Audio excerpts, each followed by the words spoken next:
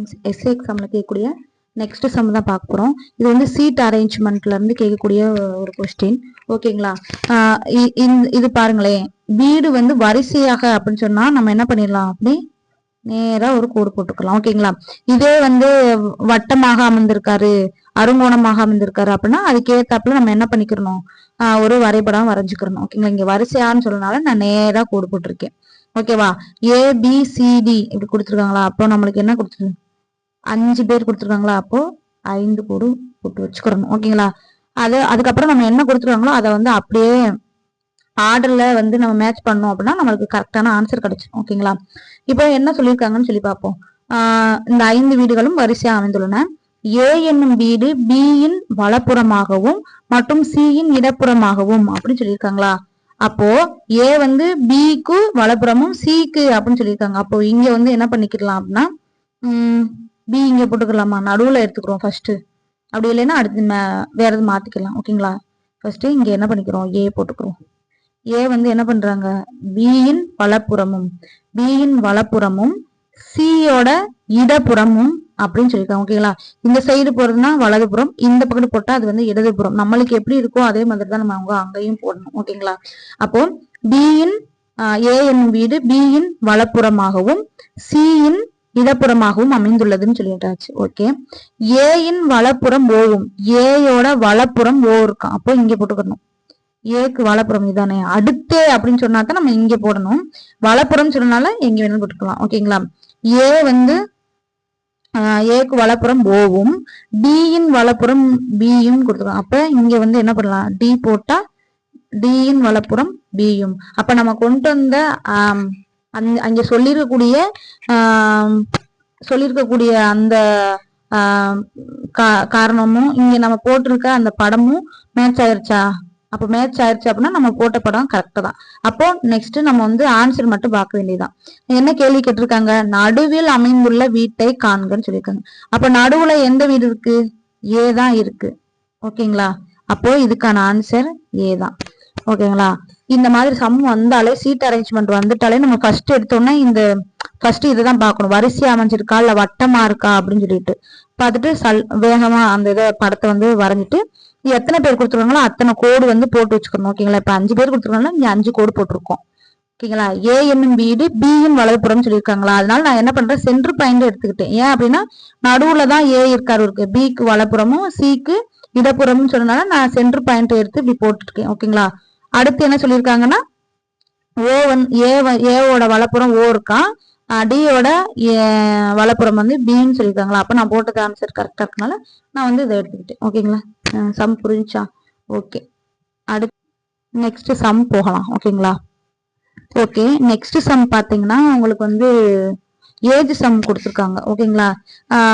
Age சம்மை பொறுத்த வரைக்கும் என்னன்னா சிம்பிளாவே பார்த்துலாம். நம்ம வந்து அது டைரக்டா போகணும் அப்படின்ட்டா, அதாவது அங்க கொடுத்துருக்கத வச்சு போனோம் அப்படின்னா ரொம்ப சுத்தலா இருக்க மாதிரி இருக்கும். நம்மளுக்கு அங்க டைம், எஸ்ஏ எக்ஸாம்ல டைம் வந்து ரொம்ப வந்து பத்தாத மாதிரி இருக்கும். ஓகேவா? அதனால இந்த மாதிரி ஸ்டீன் எல்லாம் என்ன பண்ணிடணும்னா ஆன்சர்ல இருந்து போறதை நம்ம கத்துக்கணும். ஓகேங்களா?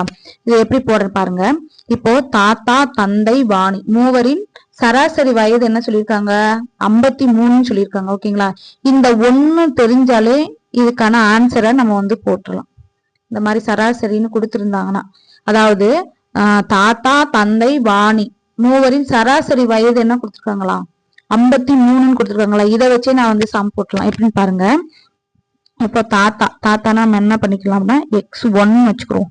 ஏன் அப்படின்னா எக்ஸ்ன்னு எடுத்துக்கல, எக்ஸ்ன்னு மட்டும் எடுத்துக்கலாமே, x1 x2 எடுத்துக்கிட்டீங்கன்னா 3 பேரோட வயதும் வித்தியாசமா இருக்கும். அதனால நான் என்ன பண்ணேன், x1 x2 பிளஸ் x3 எடுத்துக்கிறேன். ஓகேங்களா? இவங்க 3 பேரோட சராசரி வயதுன்னு தான் கொடுத்துருக்காங்க. அப்ப சராசரி நம்ம என்ன பண்ணுவோம், டிவைடட் பை 3 ஈக்குவல் டு 53. இந்த ஃபார்மேட்ல தானே எழுதுவோம். சராசரினா எத்தனை பேர் கொடுத்துருக்காங்க அதை வந்து டோட்டல் வேல்யூ மேலையும், அது எத்தனை நம்பர் அதை வந்து கீழையும் ஈக்குவல் டு கொடுத்துருக்கூட ஆன்சர். ஓகேங்களா? இதை போட்டுருவோம். இப்போ என்ன பண்றேன்னா இந்த 3 வந்து நான் ஆப்போசிட்ல போய் பெருக்கிக்கிறேன். ஓகேங்களா? அப்ப x1 plus x2 plus x3 equal to என்ன வரும் அப்படின்னா 3ஆல பெருக்குனா 3 9 5 15. அப்ப இவங்க வயதுகளின் கூடுதல் என்னன்னு நம்மளுக்கு தெரிஞ்சு போச்சு. இப்போ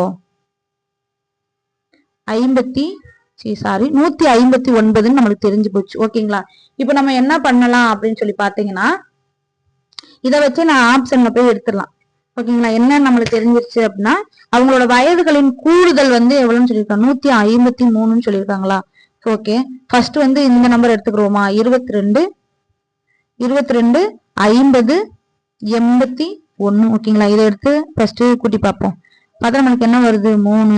இங்கே 3 வந்துருச்சு. அப்போ இது ஆன்சர் கிடையாது. நெக்ஸ்ட் 20 22 50 சேர்த்தா எவ்வளவு வரும், 72. 72 ஒரு 80. இங்கே 2 2 4 தான் வருது. அப்ப அது ஆன்சர் கிடையாது. நெக்ஸ்ட் இங்க 2 இருக்கு, 2 மட்டும்தான் இருக்கு. அப்போ இங்கே ஆன்சர் வராது. ஓகேங்களா? நம்மளுக்கு வந்து லாஸ்ட் டிஜிட் 9 வரணும்.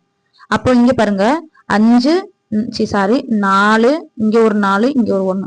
அப்போ 4 8 9 வருதா? அப்போ இதுதான் ஆன்சரா இருக்கும். ஓகேங்களா? பாருங்க 24 51 84. ஓகேங்களா? இதை கூட்டுங்க, கூட்டினா என்ன கிடைக்கும், 9 10 15. ஓகேங்களா? அப்ப 159 வந்துருச்சா? இதை வச்சு நம்ம ஸ்ட்ரெயிட்டாவே என்ன பண்ணிடலாம் அப்படின்னா, இதுதான் ஆன்சர் அப்படின்னு சொல்லி போட்டுடலாம். புரியுதா?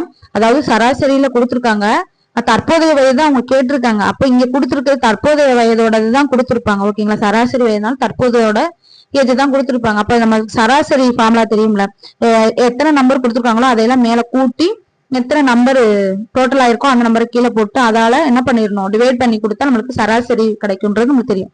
அதனால நான் என்ன பண்றேன், தாத்தாவோட தந்தையோட வாணியோட வயதை x1 x2 x3 அப்படின்னு எடுத்து டிவைடட் பை 3 பேர் கொடுத்துருக்காங்க, டிவைடட் பை 3 ஈக்குவல் டு கொடுத்துருக்க ஆன்சர் 53 அப்படி எழுதிட்டு இதை 3 வந்து இங்க கொண்டு போய் பெருக்கையில் நம்மளுக்கு என்ன கிடைக்கும், 153. அப்ப இவங்க 3 பேரோட வயதுகளின் கூடுதல் வந்து 159 கிடைக்குது. அப்போ இங்க இருக்கிற ஆன்சர்ல இருந்து நான் வந்து டைரக்டா கண்டுபிடிக்கிறேன்.